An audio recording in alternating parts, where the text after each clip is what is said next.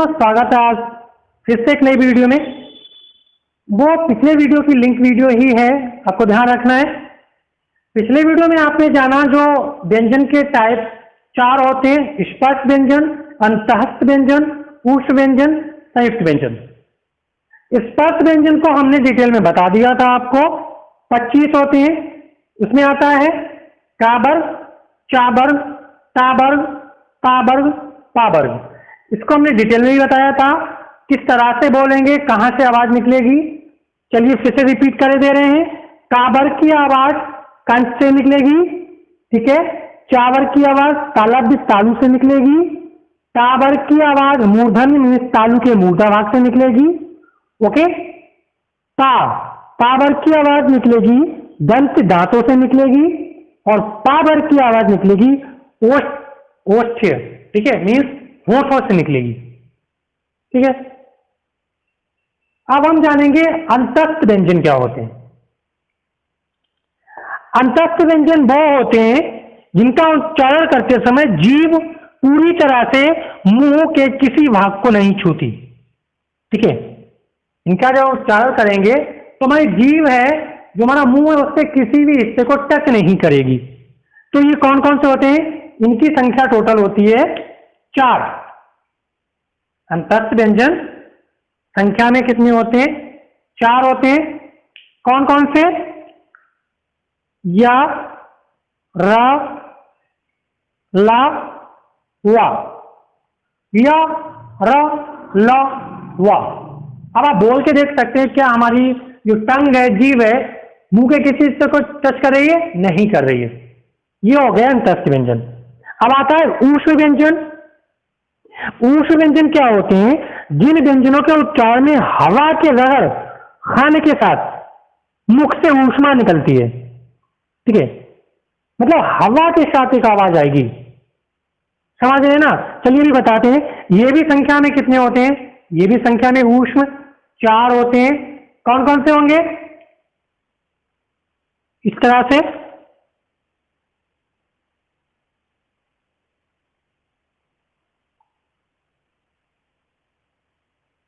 Sorry दोबारा लिख गया, ये। अच्छा अब इन्हें बोल के बताइए। बहुत से लोग क्या करते हैं, इसमें और इसमें इसमें फर्क ही नहीं समझते हैं, फर्क नहीं कर पाते हैं जल्दी, क्योंकि एक्चुअली जल्दी बोलने में वो क्या करते हैं, सभी को एक जैसा बोल जाते हैं, लेकिन ऐसा नहीं होता, ठीक है। जैसे ये श, ये सा, ये श, श, श, समझ रहे ना। मतलब थोड़ा सा गले से भी जोर पड़ेगा और हवा के साथ श, श षटकोण है ना। ये श, ऐसे आवाज निकलेगी श, ये सा, दांतों में जीभ को दबाया जाएगा तब ये सा निकलेगा, सा। जैसे हमने लिखा सपेरा, तो बहुत बोल शपेरा, तो शपेरा नहीं है, ये सपेरा, ठीक है। और ये क्या है, जैसे ये लिख दिया हमने, ये शेष, शेष, शेष, ये थोड़ा गले से भी थोड़ी सी आवाज आएगी हवा के साथ, ये डायरेक्ट हवा के साथ रहेगा, थोड़ी क्लियरिटी आवाज में, शा की, शेष, ये हो गया। और ये इस तरह से षटकोण, श, श, श, ठीक है, समझ रहे ना। तो इन तीनों में अंतर होता है, डिफरेंस होता है बोलने की आवाज निकालने में। और ये हा, हा, ठीक है, हा आएगा हा, और क्या हाल है, ठीक है, हाल, ये थोड़ा हलक से आएगा, हवा के साथ आएगा, ठीक है, हाल है, हाल, समझ रहे ना। इस तरह से आप बोलेंगे। तो देखिए हिंदी बोलना अपनी लैंग्वेज में एक आसान है, मतलब अपनी लैंग्वेज में आसान है, बट उसको एज अ व्याकरण के तौर पे शुद्ध बोलना ये कठिन है। समझ रहे ना आप क्या कहना चाह रहा हूं। बोल तो कोई भी लेगा, अब चाहे शेष कह दो, सपेरा कह दो, षटकोण कह दो, हाल कह दो समझ रहे हैं ना आप? तो बोल तो सभी ने दिया क्योंकि हिंदी है, बोल दी। अब उन्हें शुद्ध बोलना ये थोड़ा अपने आप में टफ हो जाता है, ध्यान रखना पड़ता है, उसकी रिहर्सल करना पड़ता है, बाबा शब्दों का ध्यान रखना होगा। शेषु, शेषु, ठीक है। सपेरा, सा जो है दांतों में दबेगा, जीभ जो है हमारी दांतों के बीच आएगी। सपेरा, षटकोण, हाल, हो गया। चलिए आगे बढ़ेंगे। संयुक्त व्यंजन क्या होते हैं? संयुक्त व्यंजन, संयुक्त व्यंजन होंगे हमारे जो दो या दो से अधिक स्वर रहित व्यंजन, मतलब उसे स्वर नहीं होगा, उनसे मिलकर बने होंगे। ये बहुत पूछा जाता है, ध्यान रखिएगा। ऊष्म व्यंजन, अंतस्थ व्यंजन की संख्या कौन सी है? ऊष्म व्यंजन कौन है? कौन से कंठ से बोले जाते हैं? का वर्ग के व्यंजन कौन से होते हैं? स्पर्श व्यंजन कौन से होते हैं? बहुत पूछे जाते हैं। टीटी हो या हमारी कोई भी कॉम्पिटेटिव एग्जाम हो, इसलिए आप ध्यान से समझिएगा, बहुत आसान है, टफ नहीं है। देखिए इंटरेस्टिंग तरीके से आप देखा कीजिए वीडियो। आप चाहे देखिए, पढ़िए खुद से किताब से या आप ऑनलाइन पढ़िए। अगर जब तक आप इंटरेस्टिंग तरीके से नहीं पढ़ेंगे, उसमें रुचि नहीं लगाएंगे, तो आपको कोई नहीं पढ़ा सकता, समझ में नहीं आएगा। आपके लिए चाहे कोई भी टैलेंटेड टीचर आ जाए या कोई टैलेंटेड टीचर आपको ऑनलाइन कोचिंग दे रहा हो, आप जब तक मन नहीं लगाएंगे तब तक आपको समझ नहीं आएगा। एज अ फॉर्मेलिटी अपना टाइम वेस्ट करना ये अच्छी बात नहीं, ठीक है। मन नहीं है तो थोड़ी देर बाद देख लीजिए, मन नहीं है थोड़ी देर बाद बुक से पढ़ लीजिए, लेकिन जब भी पढ़िए मन लगाकर पढ़िए, तो वो क्या है उस टाइम में आपको वो चीज सीख लेंगे, आप समझ में आ जाएगी। चलिए बढ़ते हैं। संयुक्त व्यंजन क्या होंगे? संयुक्त व्यंजन जैसे हमने बताया, दो या दो से अधिक व्यंजनों से मिलकर बने हो। जैसे ये भी संख्या में कितने होते हैं? ये भी संख्या में 4 ही होंगे। ओके, अब कौन कौन से होते हैं देखते हैं। ये पहला हमारा ये है क्षत्रिय, ठीक है। फिर त्रिशूल, ठीक, ज्ञा, ये, ठीक है। और फिर श्रमिक, ये श्रमिक वाला। अब ये संयुक्त किस तरह से है? संयुक्त ये है, संयुक्त का मतलब क्या होता है? मिला हुआ, ठीक है, एक या दो से अधिक से बने हुए, ठीक है। जुड़ना, अब ये किससे मिलकर बना है? ये बना है का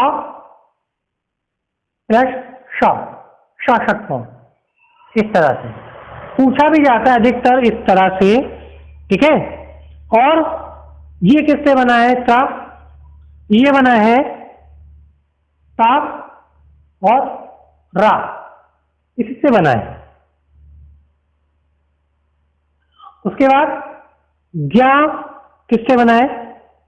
ज्या प्लस या, इससे बना है। उसके बाद ये श्रमिक किससे बना है? ये शा प्लस रा, ये किससे बना है? तो आपको ध्यान रखना है, ये बहुत ही इंपॉर्टेंट है, ये अक्सर आते हैं एग्जाम में, ये तो मोस्टली ही आता है। आप उठा के देख लीजिए पिछले पेपर, ये बहुत पूछा जाता है, ठीक है। तो ध्यान रखना, लर्न कर लेना, बहुत आसान है, कोई टफ नहीं है इसमें। अब ये तो हो गए व्यंजन जो मेन थे, इसके अलावा भी कुछ होते हैं, ठीक है।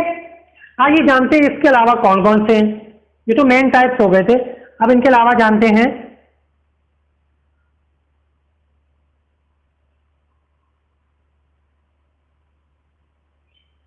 दोस्तों अगर वीडियो अच्छा लग रहा है तो लाइक भी कर दीजिएगा, अच्छा लगता है क्योंकि मेहनत लगती है बनाने में, आपके लिए कंटेंट्स ढूंढने पड़ते हैं, क्या टॉपिक आपको पढ़ाना है क्या नहीं पढ़ाना, तो ऑब्वियसली मेहनत तो लगेगी। तो अगर आप लाइक कर देंगे तो अच्छा लगेगा हमें। चलिए अब आता है द्वित्व व्यंजन।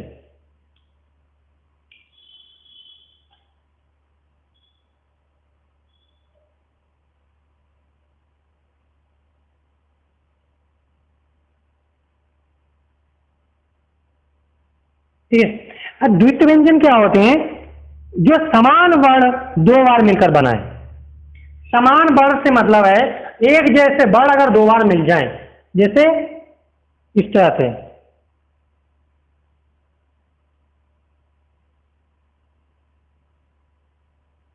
तो ये क्या बन जाएगा, ये बन जाएगा। समझ रहे हैं ना? समान, जब इससे हलंत लग गया तो ये आधा इसके साथ जुड़ेगा जाके। अब जैसे एग्जांपल देख लीजिए, तो इसका एग्जांपल हो जाएगा पक्का, ये एग्जांपल हो गया, आधा का पूरा का। तो ये द्वित्व व्यंजन हो गए, आप सभी ने पढ़े होंगे। अदर ले लीजिए, जैसे दूसरा,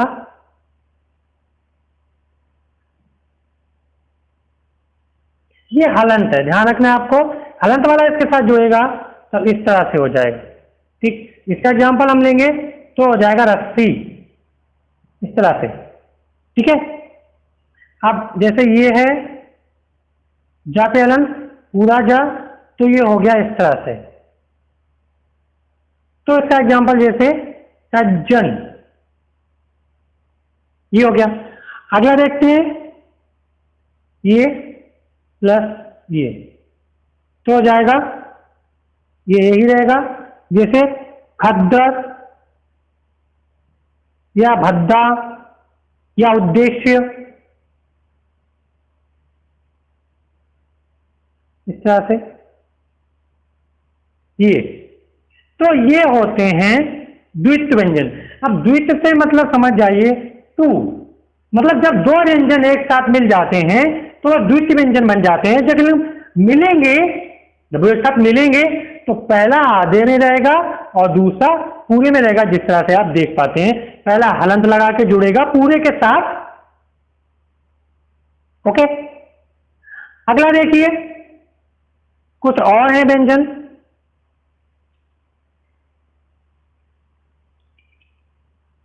संयुक्ताक्षर,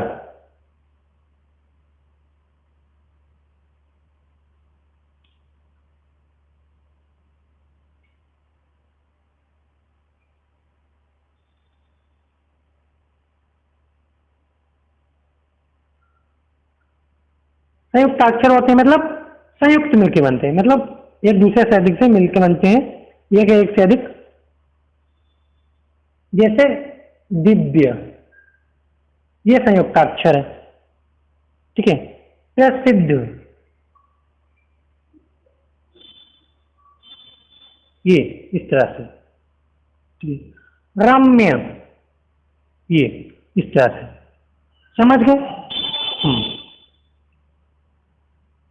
चलिए अब बढ़ते हैं आगे।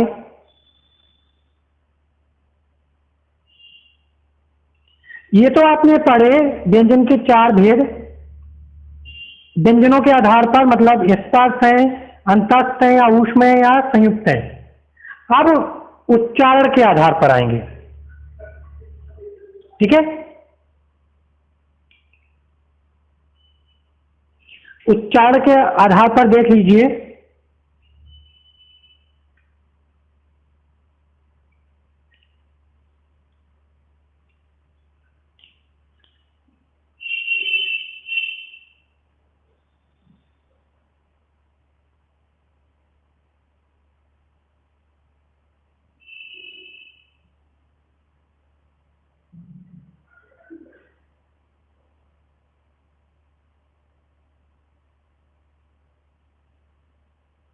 उच्चारण के आधार पर व्यंजन के प्रकार।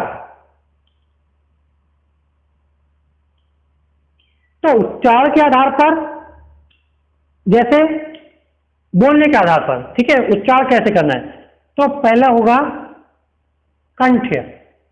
अभी हमने आपको बताया था, मीन्स कंठ से मतलब क्या होता है, गला, गला से बोले जाने वाले। ठीक है, उसके बाद रहेगा तालव्य, इसका मतलब होता है तालू से बोले जाने वाला।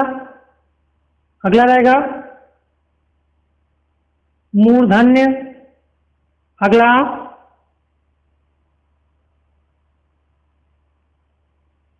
वर्त्स्य, अगला रहेगा दंत्य,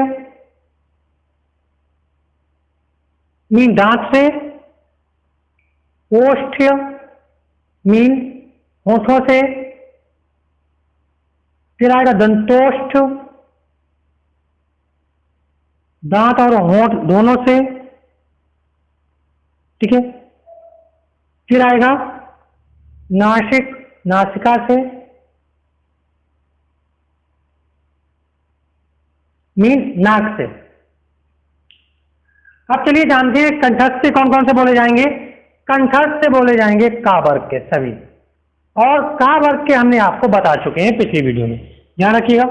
तालु से बोले जाने वाले चा वर्ग मिलेगा आपको, पूरा चा वर्ग के लेटर मिलेंगे, ठीक है।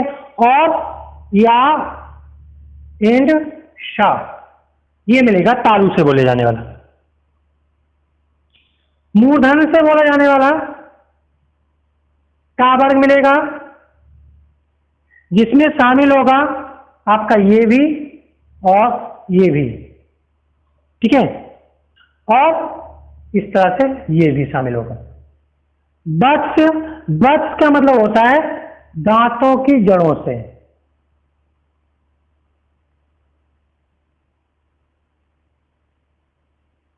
समझ लीजिएगा, बहुत इंपॉर्टेंट है, अधिकतर आते हैं। दांतों की जड़ों से हो जाएगा। तो ये कौन से हैं? ये है सा, सा, ठीक है। जीभ जो है सा, सा, दांतों की जड़ों में टकराएगी। ज, जब, रा, ला, ये हो गया। दंत्य, दंत से बोले जाने वाले हैं ता, था, दा, धा, ना, मीन्स ता वर्ग, ठीक है। होंठ से बोले जाने वाले हैं पा वर्ग, ये भी बता चुके हैं आपको।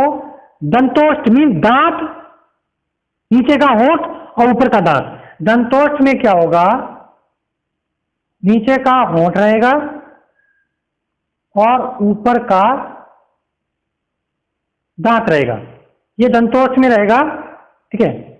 ये होंठ, होंठ का है, ठीक। तो दंतोष्ठ में क्या रहेगा, वा, फा, ये रहेगा। और नासिका से रहेगा, मीन्स नाक से रहेगा रा, या, रा, ना, मा, इस तरह से ये रहने वाले हैं। और जो स्वर यंत्र होता है, जैसे एक और है स्वर यंत्र से, तो ये रहता है हापे हलंत, ये वाला। तो ये उच्चारण के आधार पर इस तरह से बोले जाते हैं। ये आपको याद कर लेने हैं। आपको जरूर 1 नंबर या 2 नंबर का एमसीक्यू मिलेगा, 100% कह सकता हूं गारंटी के साथ। यूपी टेट या सीटेट किसी में भी जरूर आएगा। ये तो हो गया उच्चारण के आधार पर।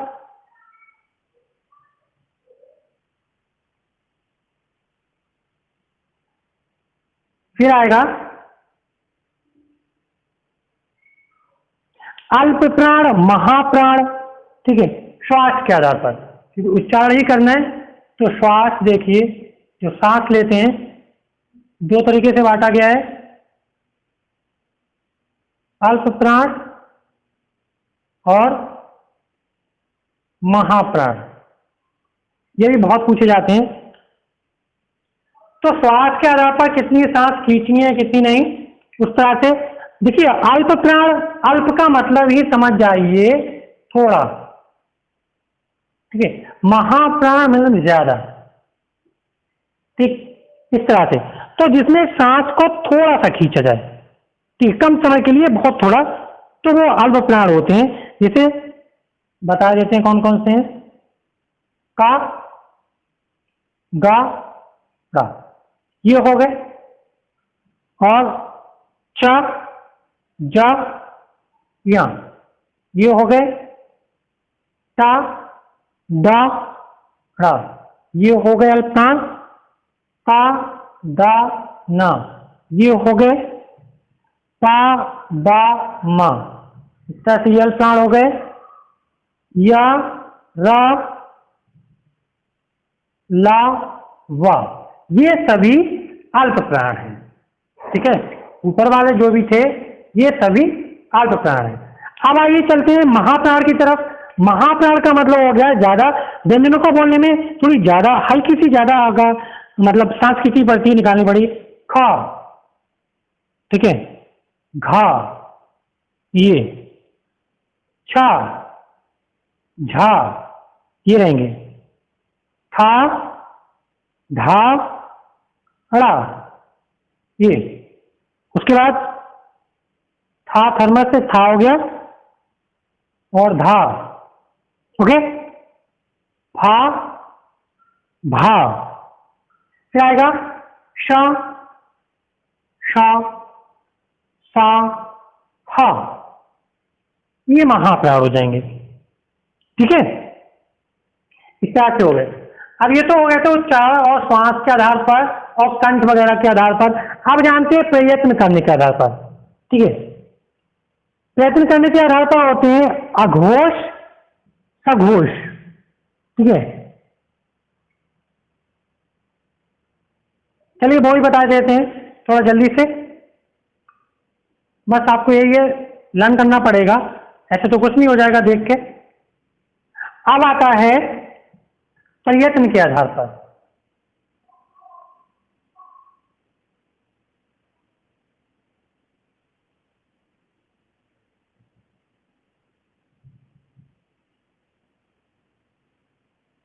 प्रयत्न के आधार पर व्यंजन क्या होते हैं? प्रयत्न के आधार पर दो प्रकार के होंगे, सघोष, ठीक है, पहला, और दूसरा रहेगा अघोष। अब सबसे पहले ये जानिए सघोष क्या होते हैं। अब सघोष का मतलब होता है जिसमें जो हवा है वो स्वर इंद्रिका से टकराकर बाहर निकलती है, मतलब स्वर जो होती है वोकल कॉर्ड जो होती है उससे टकराकर बाहर निकले, वो होती है सघोष। ठीक है, जैसे इनमें कौन कौन से आते हैं, इसमें सभी स्वर आएंगे,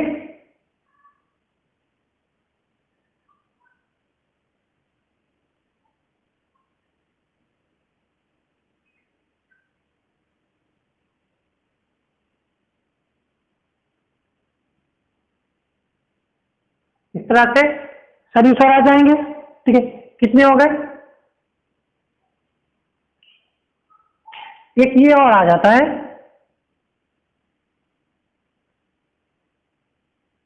ये ओ, ठीक है, इस तरह से ये भी आ जाता है सघोष में। और व्यंजन भी आते हैं, कौन कौन से सघोष में व्यंजन आएंगे?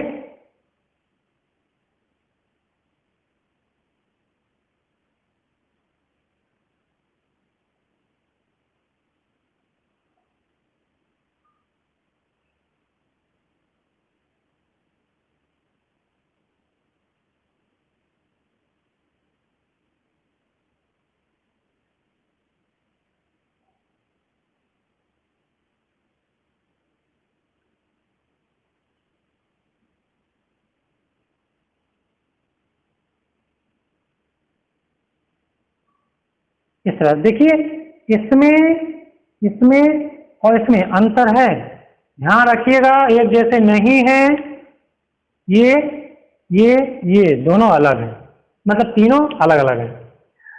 चलिए आप जानते हैं ये तो हो गए स्वर व्यंजन सघोष में। अघोष में क्या होता है? अघोष में जो है जब बोलते हैं तो कंपन नहीं होता है स्वर यंत्रिका का, तो हमारी वोकल कॉर्ड होती है उसमें कंपन के साथ नहीं बोलना पड़ता। ठीक है, तो देखिए वो कौन कौन से होते हैं, वो केवल व्यंजन ही हो गए। कौन कौन से? का, खा, सॉरी गा नहीं होगा, चा, छा, टा, था, पा, था, पा, फा, शा, शा, सा, ये। ठीक है, अब ये कितने थे यहाँ पर? ये 22 है और ये 12 है। और ये कितने हैं, सघोष कितने होते हैं, 13।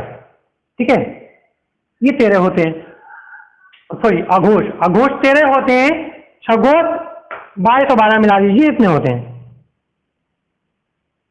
ये तो हो गए व्यंजन के बारे में संपूर्ण जानकारी, समझ गए ना। अब जो 3 टाइप से बढ़ के स्वर हो गया, व्यंजन हो गया, तीसरा टाइप था अयोग वाह। चलिए उन्हें पढ़ लेते हैं।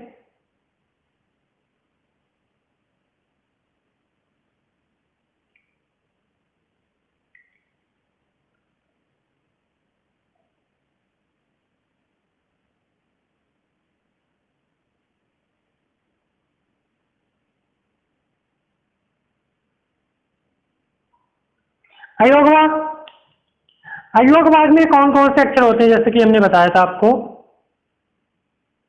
ये मिलेगा और ये मिलेगा, 2 होते हैं। ठीक है, इस तरह से ये 2 मिलेंगे अयोग वाग में। अब इनमें अनुस्वार कौन सा होता है, अनुनासिक कौन सा होता है, आइए जानते हैं। अनुस्वार जान लेते हैं।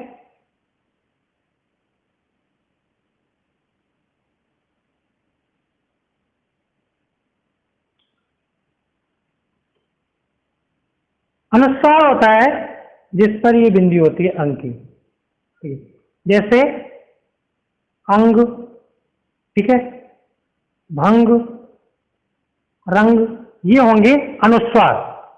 मतलब जो हवा केवल नाक से निकलती है, अनुस्वार में जो आवाज निकलेगी हवा की, जो नाक से थोड़ी आएगी, वो अनुस्वार होते हैं। भंग, अंग, रंग, पढ़ के देखिएगा आपको समझ आएगा। ठीक है, उसके बाद अनुनासिक,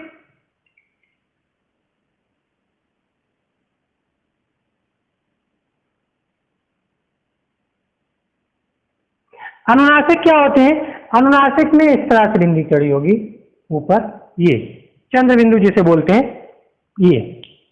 इसमें नाक और मुंह, इसका उच्चारण नाक और मुंह दोनों के द्वारा होगा। आइए जानते हैं एग्जाम्पल इसके, जैसे आंख, आंख, समझ रहे हैं ना। पढ़ के जब आसानी से बोलिएगा समझ के तो आपको समझ आएगा। चांद, ठीक है, 5। अब मुंह से भी उच्चारण हो रहा है और नाक से भी उच्चारण हो रहा है। अनुनासिक का नाक और मुंह दोनों से उच्चारण होगा, अनुस्वार का नाक से होगा, नाक के साथ हवा आएगी। अब उसके बाद थोड़ा अगला भी आ जाता है विसर्ग। विसर्ग ये होते हैं, ठीक है, जैसे इसके एग्जाम्पल प्रातः, दुख, दुख को इस तरह से लिखा जाता है, ठीक है, प्रायः, इस तरह से, ठीक है। कुछ होते हैं आगत ध्वनि,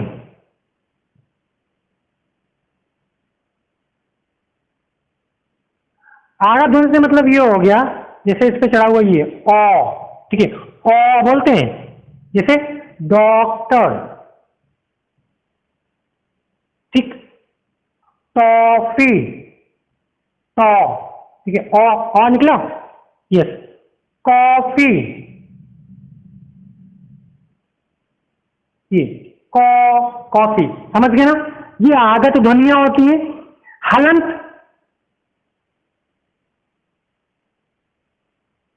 हलंत क्या होता है,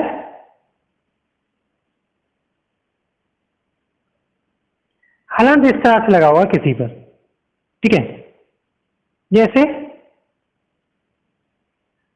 विद्यार्थी, तो दा पे आप हलंत लगा देंगे, इस तरह से लिखेंगे विद्यार्थी, ठीक है।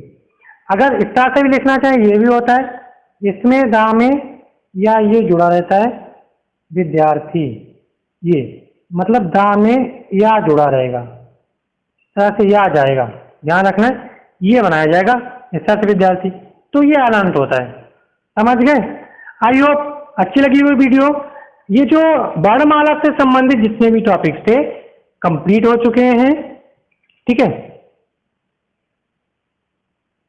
अगर आप चाहें तो चलिए, वीडियो बड़ी हो रही है, थोड़ा और बता देते हैं।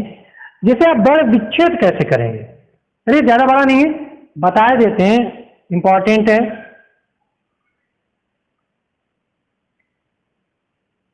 वर्ण विच्छेद,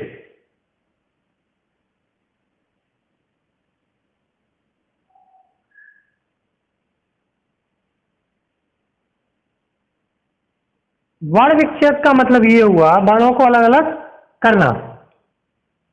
अब जैसे करके दिखाते हैं हम,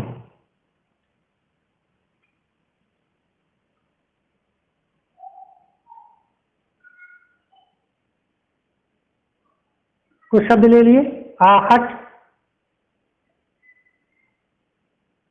आश्चर्य, ठीक है, स्वागत, ओके, परिश्रम, ये इस तरह से। अब देखिए किस तरह से हम इन्हें अलग करेंगे। आश्चर्य तो बड़ा, वो आहट बड़ा प्लस हा, ओके। अब इसके साथ हलंत आएगा और छोटा आएगा, क्योंकि हा छोटा निकल रहा है। ऐसे ही ता हलंत प्लस आ हो गया, ये अलग अलग हो गए। आश्चर्य में बड़ा प्लस, ये देखिए हलंत, ये आधा अक्षर है तो हलंत आएगा, ठीक है, प्लस चा हलंत प्लस छोटा निकल रहा है, ओके, प्लस ये रा उड़ा हुआ है तो रा आएगा, उस पर हलंत आएगा इस तरह से, ठीक है।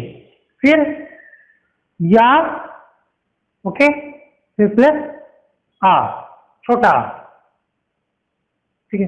चलिए नहीं आ रहा है, इधर लिख के दे रहे हैं,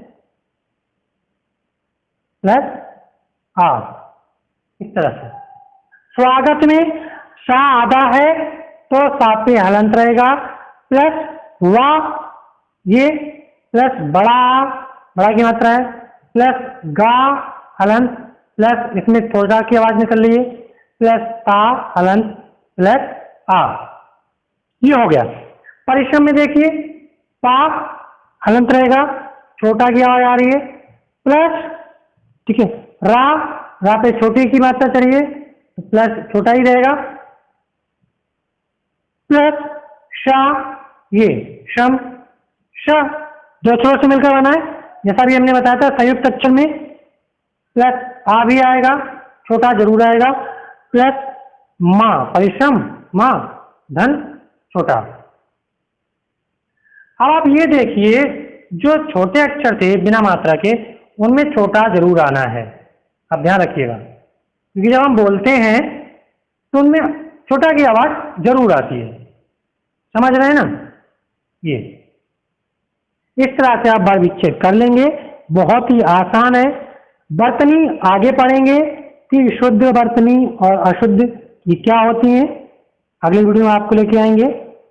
तब तक के लिए take care, bye bye. Video अच्छा लगे तो लाइक कीजिए, शेयर कीजिए दोस्तों में, नए हैं तो सब्सक्राइब करना ना भूलिए। वीडियो देखने के लिए थैंक यू।